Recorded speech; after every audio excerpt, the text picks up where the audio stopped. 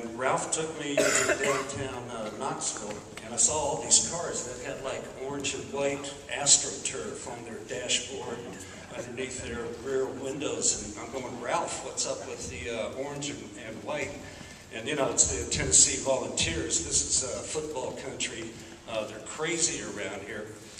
And then, thanks a lot. And then I'm from Santa Fe. We got a pickup volleyball game that occurs every Thursday evening in an outside park. It's been going on for like 30 years. And a friend of mine shows up with this.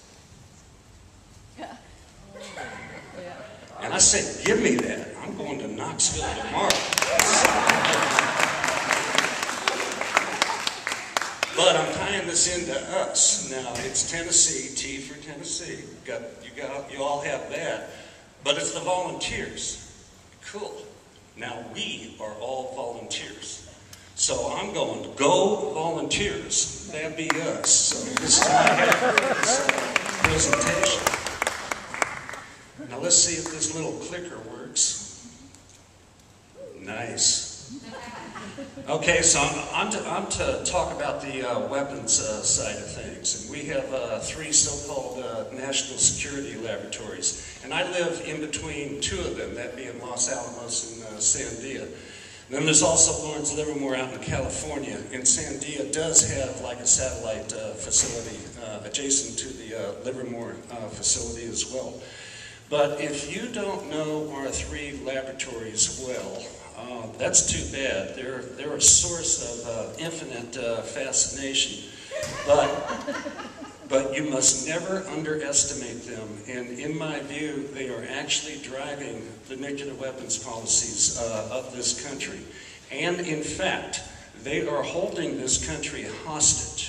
And back in 1999, President Clinton tried to get a comprehensive test ban treaty ratified, and there was a deal that went down in order to get that treaty.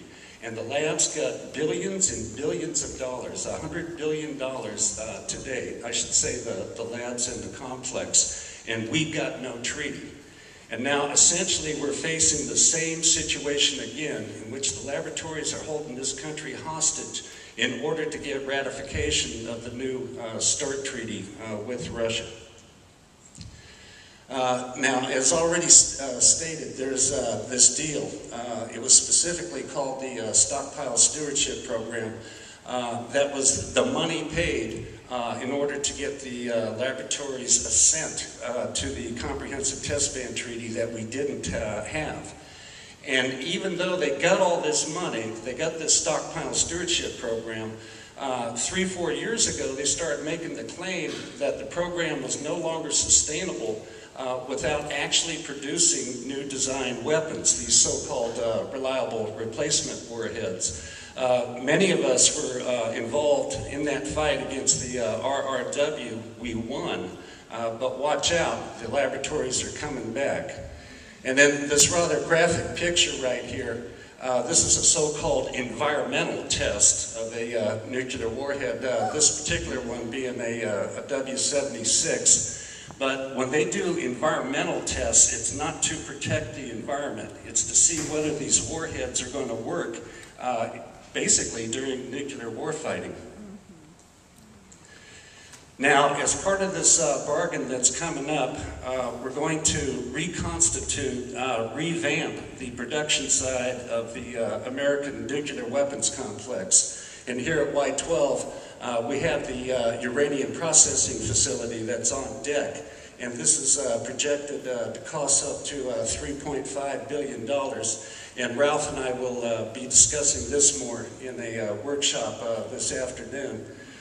In Kansas City, we got this new Kansas City plant.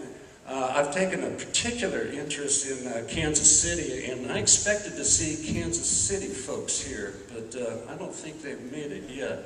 Oh, yes, but Ann and all. Where's Ann? Yeah. Okay.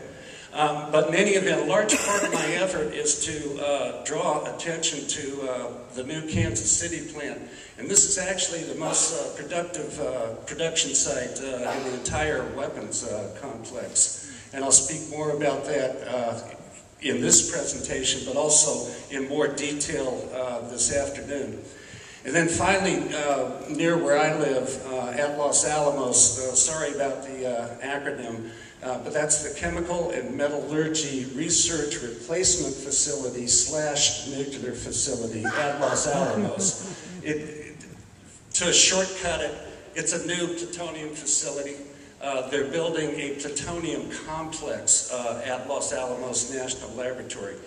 Now, one thing that I like to counsel people is don't get overly obsessed about your specific site.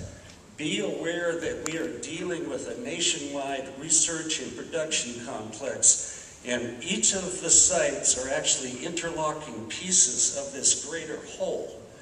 So that's something that I try to practice. That's why I make a point of going around the country, is that we are grappling again with a national complex of national policies. We have to correctly diagnose and strategize about things. We certainly can't have NIMBY attitudes, and we got to fight the whole. Yeah.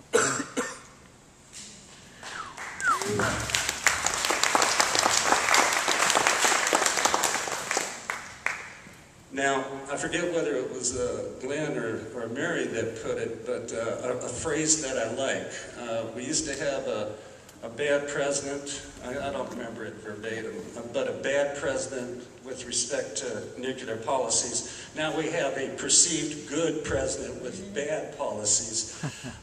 This is a real problem. And, you know, Mr. Obama, I still got hope. But things aren't going that well. And he came out with this long-awaited nuclear posture review back in April. And the best thing I can say about it, it beats the hell out of the one that Bush came out with. But I can't say too many good things beyond that. But again, this is largely shaped by the nuclear weapons laboratories, who the three labs are, I grow more, I got 20 years into this work, and I grow more cynical and believe that so much is driven by the vested self-interests of these institutions, and they are very adroit at protecting their own interests, and they kind of have a monopoly on things, and they certainly have the ear of Congress. So they're very adroit at shaping policies behind the scenes.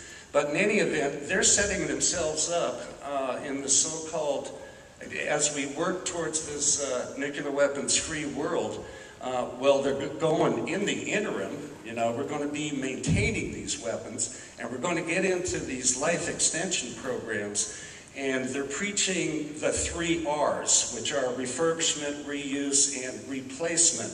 But they're angling more and more for the replacements, and this is really, they seek to incrementally implement the reliable replacement warheads that were defeated by us 3-4 years ago.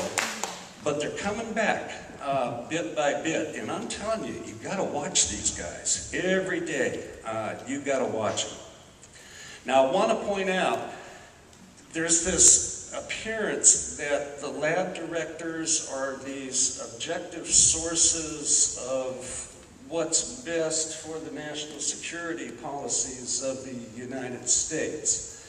What is barely known is that in reality they wear 2 hats, first of all as lab directors, but each of the 3 laboratories are run by a limited liability corporation that is for profit, and at the same time that these guys are the lab directors, they are also the presidents of their for-profit subsidiary corporation that is running these nuclear weapons laboratories. So there is an inherent conflict of interest.